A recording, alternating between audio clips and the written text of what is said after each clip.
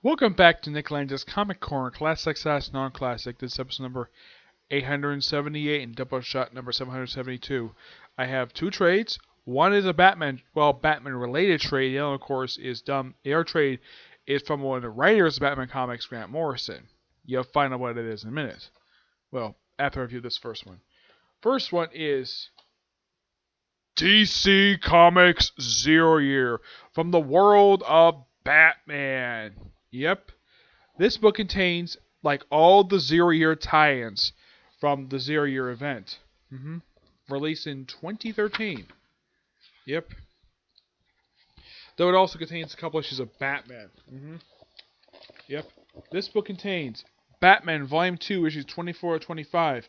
Action Comics Volume 2, number 25. Batwing, number 25. Batgirl, Volume 4, 25. Batwoman, number 25. Birds of Prey, Volume 3, 25. Catwoman, Volume 4, number 25. Detective Comics, Volume 2, number 25. Flash, Volume 4, number 25. Green Arrow, Volume 5, number 25. Green Lantern Corps, Volume 3, 25. Nightwing, Volume 4, number 25. And Red and the Outlaws, 25. Now, the ones I have reviewed in this trade already, I reviewed the Batman, Batgirl, Catwoman, Detective Comics, and Nightwing. Those are the ones I've already reviewed.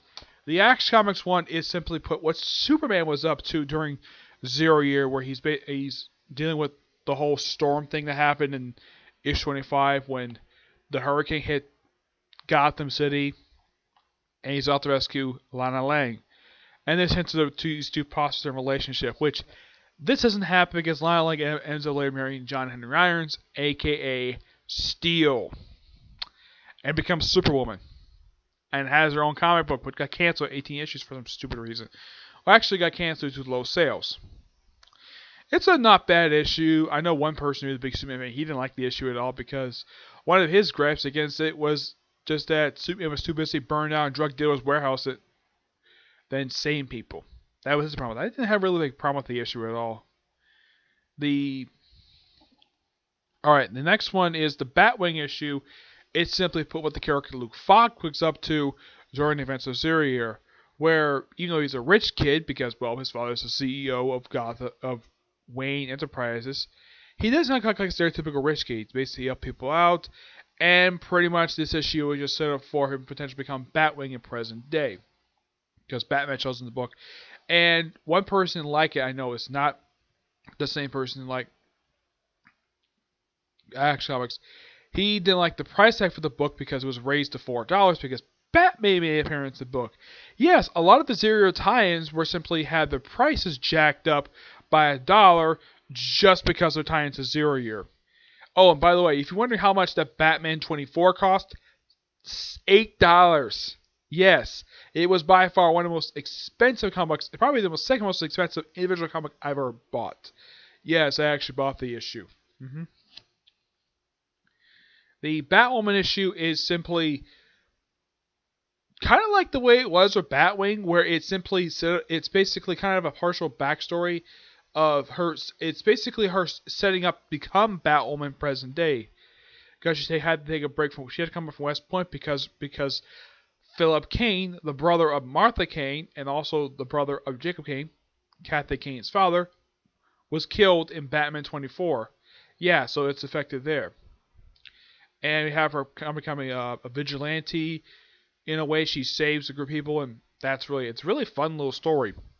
Yeah, too bad about the whole entire 40-issue run. That's the only time she ever tied a book that tied into a book related to a Batman event. She didn't have a tie-in to Night of Owls, nor Death of Family. Despite the fact all the craziness that happened in Gotham City, apparently the writers of Batwoman just ignore what happens in other Bat books, which I thought was quite stupid.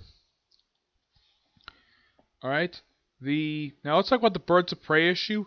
Yeah, this one is just what Black Canary is up to. Just her setting up for her time in Team 7.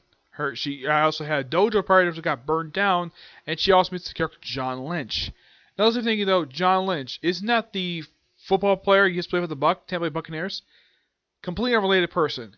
This is a fictional character who is the Wildstorm version of Nick Fury, which when the Wildstorm comic universe was merged into DC Comics Universe in 2011, he became part of DC Comics proper, but he didn't act like Nick Fury at all. He just basically acted like a bit of a downgraded character.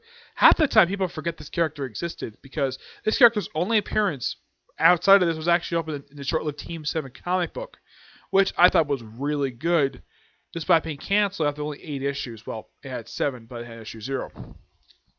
Yep.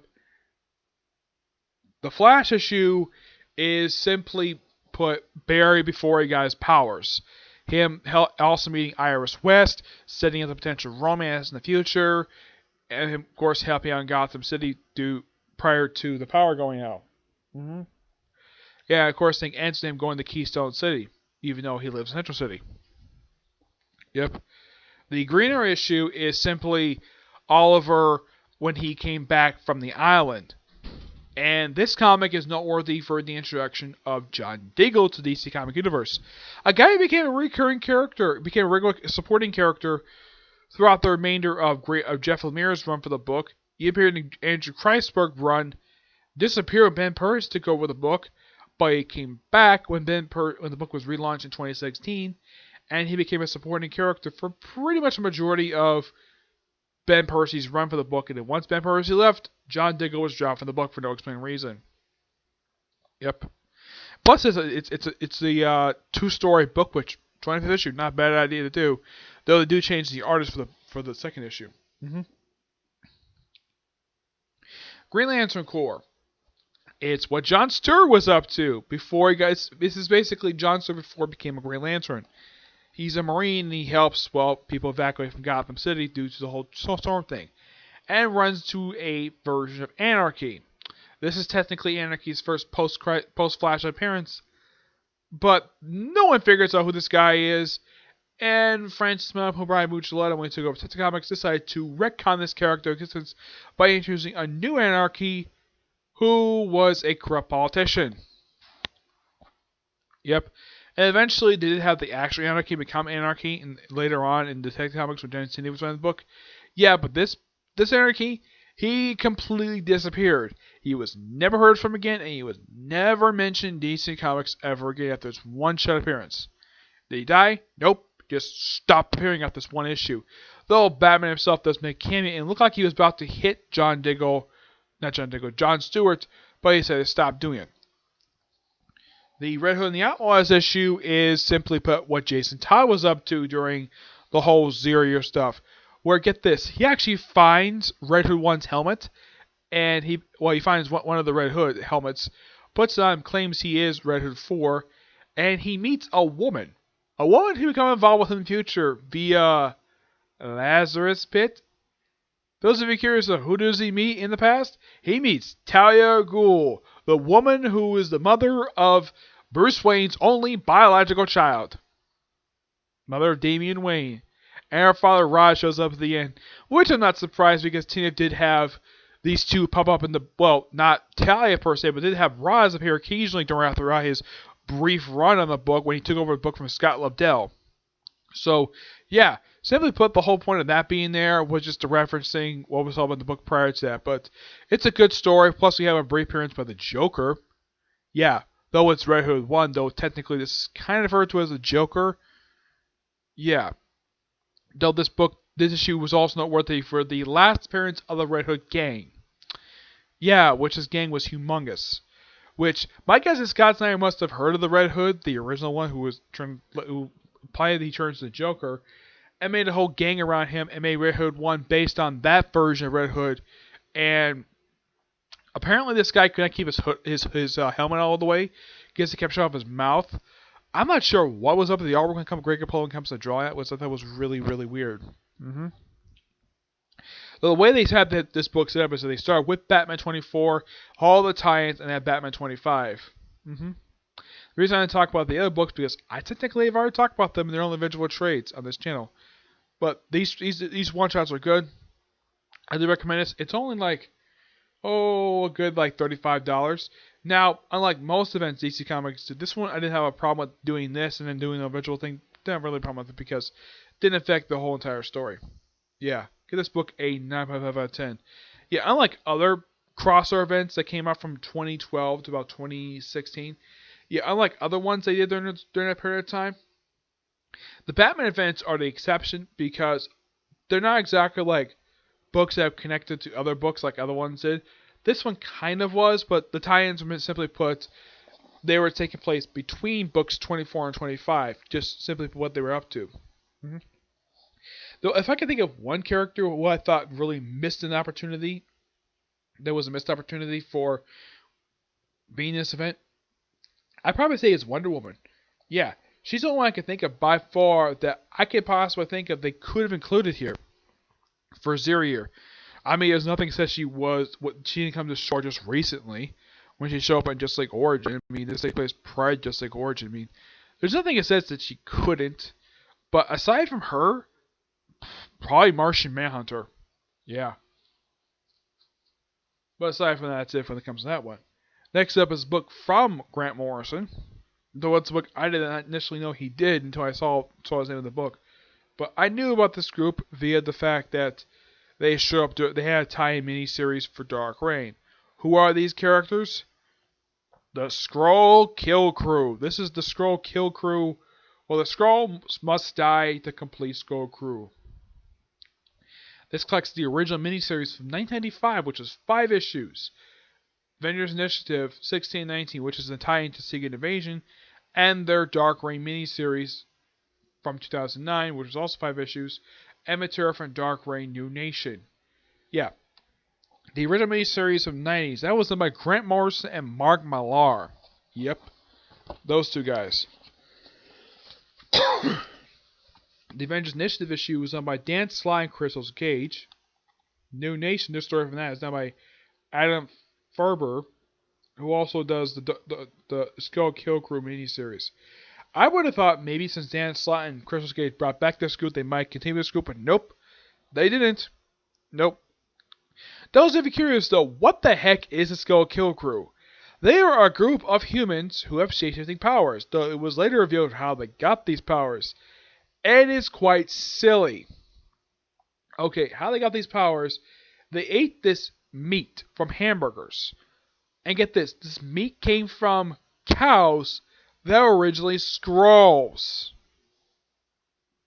Those of you curious, like, Skrulls from the cows, how the heck this happened? Way back in the second ever issue release of Fantastic Four from 1961. Yeah, Reed Richards brainwashed a group of Skrulls who had stayed on Earth to brainwash them to become cows. And these people ate the meat that these cows, these Skrulls were butchered as cows into meat, and these characters ate this meat, and that's how they turned to Skrull. That's pretty much how they became where they are. And apparently they had this hidden ability to detect Skrulls. And because of the 90s, we gotta do ridiculous covers because, well, it's the 90s. Look at this. Here's the cover for the first issue of this trade. Skrull Kill Krew. Buy this book and we'll shoot this Skrull. Yeah, it's the mid-90s. They're known for doing this craziness. Yeah, because that's the early to mid-90s for you. It's all for this crazy nonsense. Yeah. Oh, and also, they had this thing on the cover called Marvel Edge. It's simply a mild imprint they briefly had. It was a logo they had. They even had miniseries. And look at this. Don't ask, just buy. Guest starring, whether he likes it or not, Captain America. That's the cover for the second issue. Yeah, it's like this thing, just a guilty pleasure to just read this thing. Yeah. And we even have Baron Wolfgang von Strucker shows up in this miniseries. Here's one for you. Here's the tagline for the third issue. Buy Victory Bonds. Support the Skrull Kill Krew. Captain America. Unleash. Ryder. Yeah, Ryder is the main character of the series. Yep.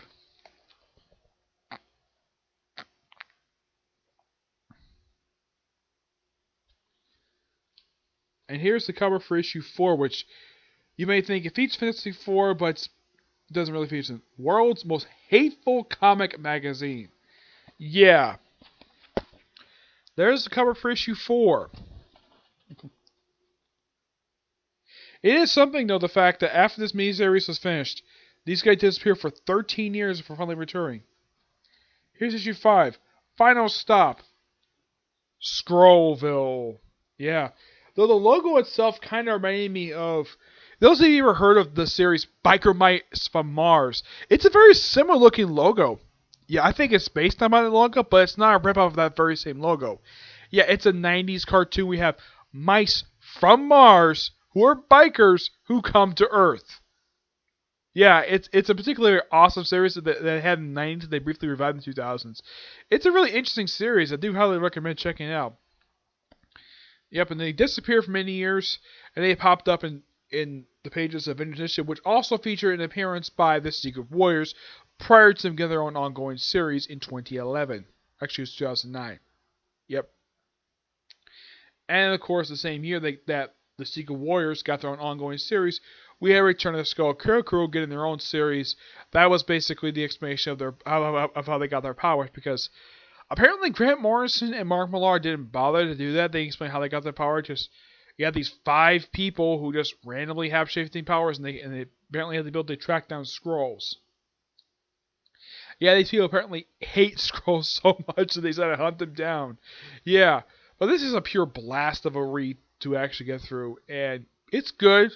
It's kind of good the fact Marvel decided to not only collect the 2009 series and the Dark Reign and the Avengers Initiative, but also the original miniseries as well, because I'm sure when this series came out in 2009, people were like, who the heck are these guys?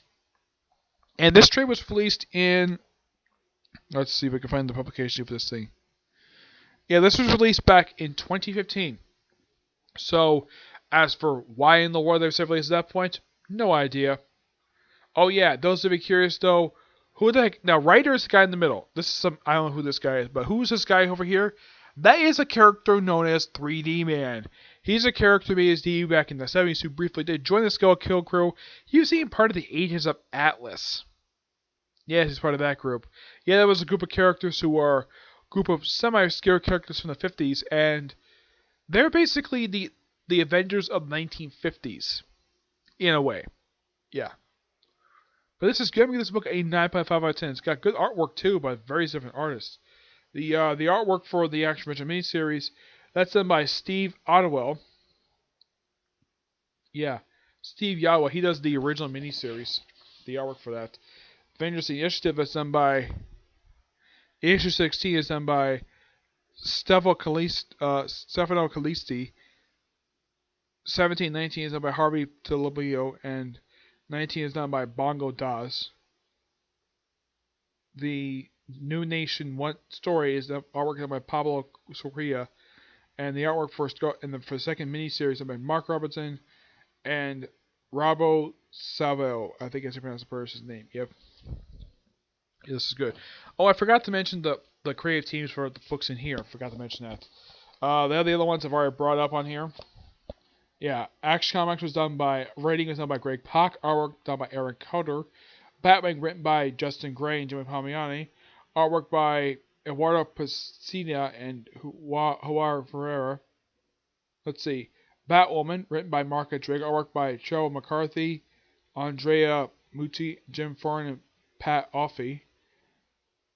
Birds of Prey is written by Christy Marks, the creator of the group Gem and the Holograms. Artwork by Romano Miller and Jonathan Gallipon. Flash is written by Francis Manipul and Barbara Buccello. Francis Manipul also does the artwork of the book as well. Green Arrow is written by Jeff Lemire, artwork by Andrea Sereno, though they have a backup artist in here. Green Lantern Corps is done by Van Jensen and Ryan Venditti. They're the writers of the book, though Venditti does stop writing the book after issue, I think it's like 30, I think it is. He does stop writing after a brief period of time. Artwork's done by Victor Giorgino and Alan Jefferson. Rehan Outlaws is done by James Tynion IV and Jeremy Hahn. Yeah, James Tynion only does the book for a brief period of time, and then he hands out to Will Pfeiffer, and then Scott Lewis comes back for the last few issues before it gets relaunched as Red Hood Arsenal in 2015. Yep. So yeah, that's it for this particular review. Stay tuned for my other reviews today. Okay, so until we see you next review. Bye.